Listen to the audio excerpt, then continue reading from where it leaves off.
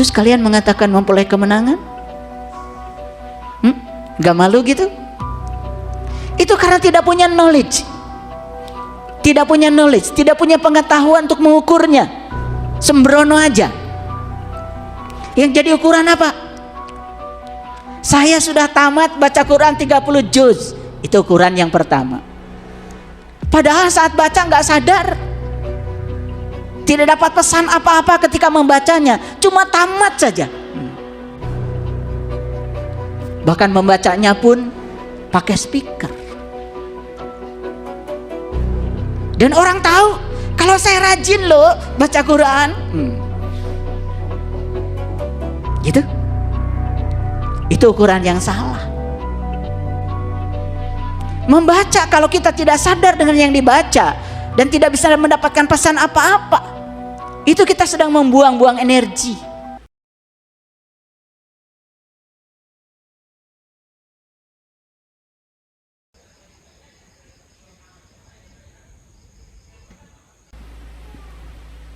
Ada yang khawatir nggak sekarang? Ada yang takut nggak dengan kehidupan? Ada yang takut nggak dengan hari esok? Takut nggak punya uang? Takut ditinggalkan pasangan? Takut bisnisnya gagal? Ingat, itu semua bukan kenyataan. Itu adalah ilusi yang diciptakan oleh pikiran. Orang yang sudah memperoleh kemenangan, dia tidak terjebak oleh masa lalu, dia tidak terjebak oleh masa depan. Dia hadir sepenuhnya di sini saat ini sekarang, menerima saat ini sepenuhnya. Itu ciri yang kedua. Sudah memiliki nggak ciri yang kedua itu? Sudah? Keren kalau sudah. Ciri yang ketiga, inna fatahna laka fatham mubina liyaghfira lakallahu ma taqaddama min dzambika wa ma ta'akhkhar wa yatimma ni'matahu 'alaika wa yahdiyaka siratan mustaqim.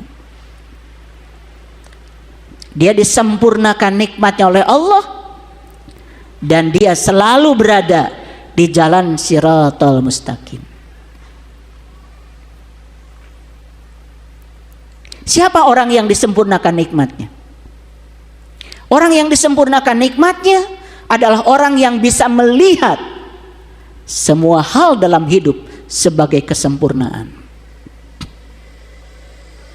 Tapi orang yang hari ini masih berpikir harusnya begini, harusnya begitu, itu orang yang sedang dijebak oleh ilusi pikirannya sendiri.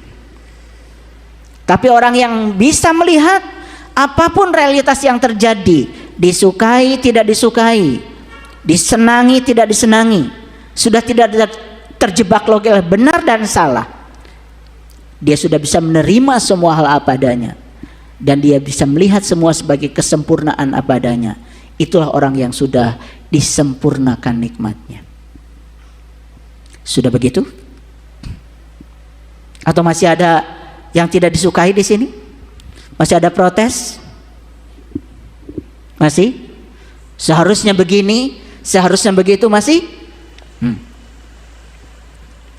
Tiba-tiba menyatakan diri memperoleh kemenangan begitu? Lucu ya.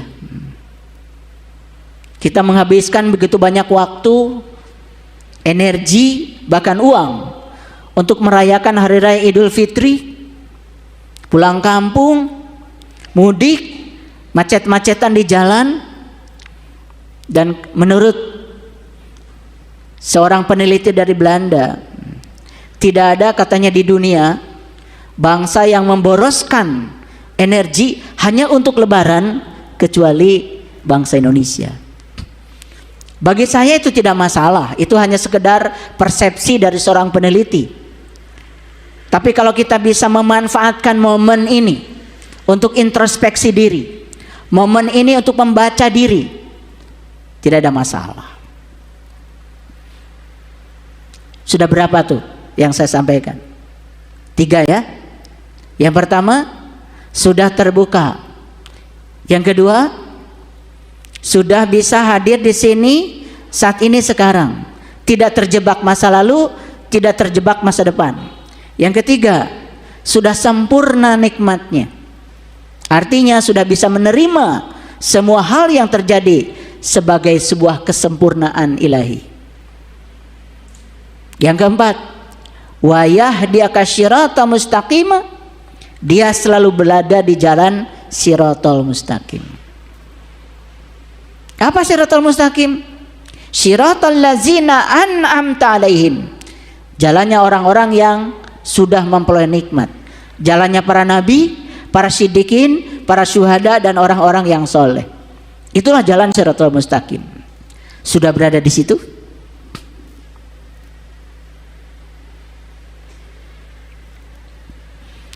Lalu ciri yang berikutnya, huwallazi anzala sakinata fi qulubil mu'minin.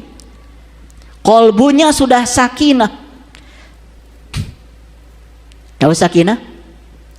Sakinah itu sudah mati, sudah seperti orang mati.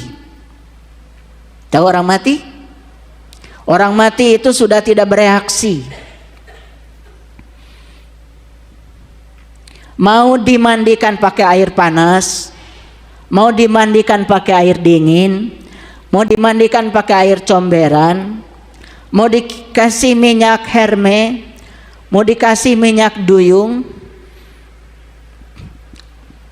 tidak protes. Itu yang namanya sakinah, dari kata sukun. Sukun itu mati. Makanya kalau ba ketemu alif ada fathah, itu ada tanda mati di atasnya. Ba-nya itu dibaca, ya, ba-nya dibaca tapi alifnya enggak. Tetapi ba-nya dibaca 2 harokat, ba, kan gitu. Jadi alif itu hanya membantu ba supaya dibaca panjang. Alifnya sendiri sudah mati karena ketemu sukun itu. Itu kalau belajar ilmu tajwid kan begitu. Jadi sakinah itu dari kata sukun. Sukun itu mati. Jadi sakinah itu artinya kita sudah bisa seperti orang mati, tidak bereaksi lagi. Saya mau nanya, kalau ada orang marah-marah sama kalian, bereaksi tidak? Jujur. Kalau ada yang tidak disukai, bereaksi tidak? Terus kalian mengatakan memperoleh kemenangan? Gak malu gitu? Itu karena tidak punya knowledge. Tidak punya knowledge, tidak punya pengetahuan untuk mengukurnya. Sembrono aja. Yang jadi ukuran apa? Saya sudah tamat baca Quran 30 juz. Itu ukuran yang pertama. Padahal saat baca nggak sadar. Tidak dapat pesan apa-apa ketika membacanya. Cuma tamat saja. Bahkan membacanya pun pakai speaker. Dan orang tahu kalau saya rajin loh baca Quran. Gitu. Itu ukuran yang salah. Membaca kalau kita tidak sadar dengan yang dibaca dan tidak bisa mendapatkan pesan apa-apa, itu kita sedang membuang-buang energi.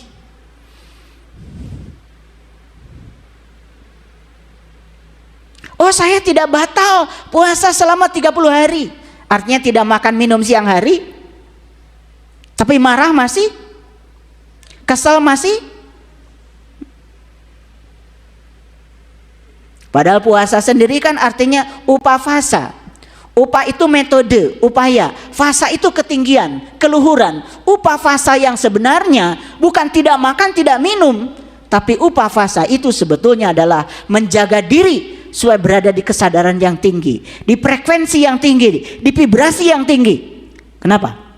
Karena frekuensi yang tinggi, vibrasi yang tinggi akan menarik semua yang sefrekuensi dengannya. Tidak makan, tidak minum itu hanya salah satu sebagian kecil dari upaya untuk meningkatkan kesadaran. Karena tidak makan, tidak minum itu kesadaran kita meningkat.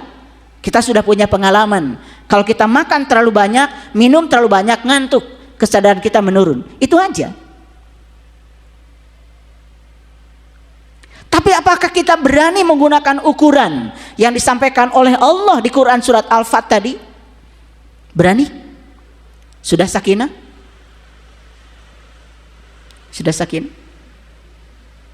Sudah tidak bereaksi lagi? Ada orang yang sedang membicarakan orang lain, padahal orang lain yang dibicarakan juga tidak tahu, kenal juga tidak, suka ikut-ikutan.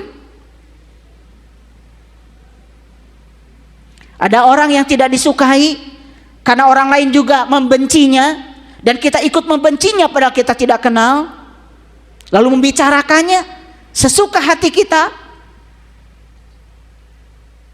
Masih seperti itu? Saya heran. Banyak orang yang menggunakan kain putih itu,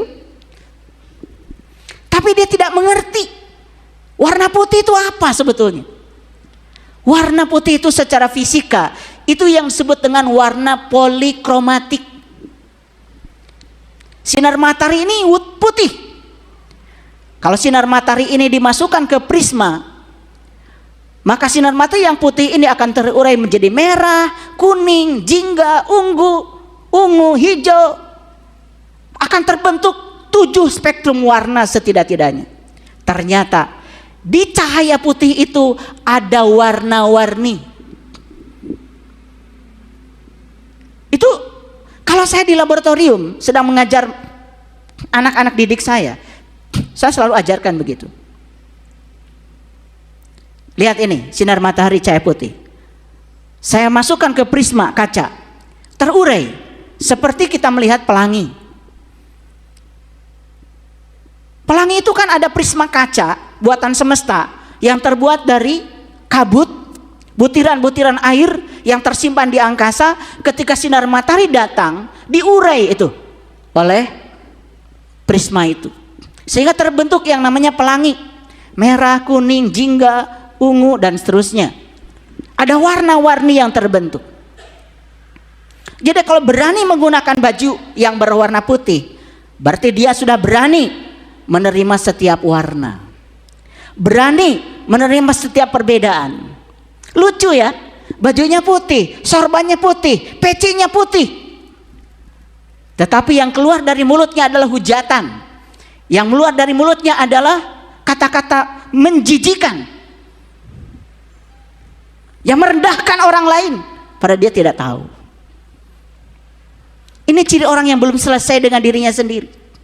Orang yang seperti ini mengklaim sudah memperoleh kemenangan, padahal dirinya sendiri belum damai. Orang yang sudah damai itu tidak peduli dengan semua situasi yang di luar dirinya, karena kalau dia sudah menemukan tempat suci yang di dalam, semua yang di luar sempurna adanya, suci adanya, tidak perlu ada penghakiman lagi. Dan orang yang merasa dirinya paling benar dan orang lain salah di mata dia, dia masih menggunakan penghakiman menurut pikirannya sendiri. Dan ini orang belum selesai dengan dirinya sendiri. Tidak layak untuk diikuti, tidak layak untuk diteladani. Siapapun orang yang mengatakan dirinya apa itu, mau ulama, mau kiai, mau ustadz, kalau masih menebarkan kebencian, tidak layak untuk diikuti. Dia belum selesai dengan dirinya sendiri. Huwallazi anzala sakinata fi qulubil mu'minin liyazdadu imanan ma'a imanihim. Saya suka lucu, ada orang tanya sama saya itu katanya punya iman, kadang naik kadang turun. Saya bilang, saya tidak menemukan satu ayat pun di Quran yang imannya kayak perahu. Saya tidak menemukan satu ayat pun di Quran yang imannya kayak ombak, naik turun. Gak ada di Quran. Di Quran hanya ada kata-kata, ya, orang beriman itu imannya selalu naik. Liyazdadu imanan ma'a imanihim. Jadi orang beriman itu tidak pernah turun imannya. Imannya selalu naik. Nah, ini yang suka naik turun itu hanya perasaan aja. Perasaan seolah-olah sudah beriman, padahal belum, cuma ngaku-ngaku aja. Ya, sekali lagi ya. Jadi di Quran tidak ada iman itu turun. Liyazdadu imanan ma'a imanihim. Iman itu selalu naik. Dan kenapa ada yang iman yang naik turun? Itu sebetulnya perasaan seolah-olah dirinya sudah beriman, padahal imannya itu iman palsu. Yang suka naik turun itu bukan iman yang sebenarnya. Iman yang sebenarnya itu selalu naik. Nah, ciri orang yang memperoleh kemenangan, imannya selalu naik. Gitu nggak Bapak Ibu? Gitu apa tidak? Saya cuma ngasih ukuran-ukuran. Karena kalau kita tidak menggunakan alat ukur, kita tuh suka merasa hebat. Lanjutkan nggak? Liyajdadu imanan ma'a imanihim walillahi junudus samawati wal ar wa kana Allahu aliman hakima. Semua instrumen yang ada pada dirinya yang dikirimkan semesta dijadikan sebagai tentara-tentara Allah yang membimbing dia menuju kepada kebaikan. Lihat saya semuanya. Orang yang peroleh kemenangan, dia berhadapan dengan orang baik, dia berhadapan dengan orang yang tidak baik, berhadapan dengan situasi baik, berhadapan dengan situasi tidak baik, dia tahu kalau itu adalah untuk kebaikan dirinya. Begitu apa tidak? Dia tahu semua orang, semua situasi, semua kondisi itu adalah tentara Allah yang mengarahkan dirinya supaya pulang kepada Allah. Gitu nggak? Saya menggunakan bahasa yang mudah ya, bahasa tafsir yang sudah saya ekstrapolasi ke dalam bahasa yang gampang untuk dicerna. Karena kalau saya bicara tentara Allah tidak diterjemahkan dalam bahasa yang sederhana, nanti kalian bingung. Tentara Allah itu yang mana ya? Taunya kan tentara Indonesia, tentara Amerika, betul nggak? Tentara Israel, tentara Palestina, yang taunya begitu. Yang tentara itu yang membawa senjata. Lihat saya semuanya. Tentara Allah itu bisa orang, bisa situasi, bisa peristiwa. Disenangi, tidak disenangi, kalau itu terjadi, itu semua adalah cinta kasih Allah untuk memanggil kita pulang ke jati diri kita. Itu tentara Allah. Kalau gitu sakit tentara Allah, sukses tentara Allah, sehat tentara Allah, orang baik tentara Allah, orang yang disebut tidak baik oleh kita tentara Allah, suami yang rewel tentara Allah, orang-orang yang tidak sabar tentara Allah. Itu semua dihadirkan dalam hidup kita untuk memanggil kita supaya kita pulang ke jati diri kita. Keren sebetulnya. Baru yang terakhir, liyudkhilal mu'minin wal mu'minat jannatin tajri min tahtiha anhar. Ciri orang yang sudah memperoleh kemenangan, dia tinggalnya sekarang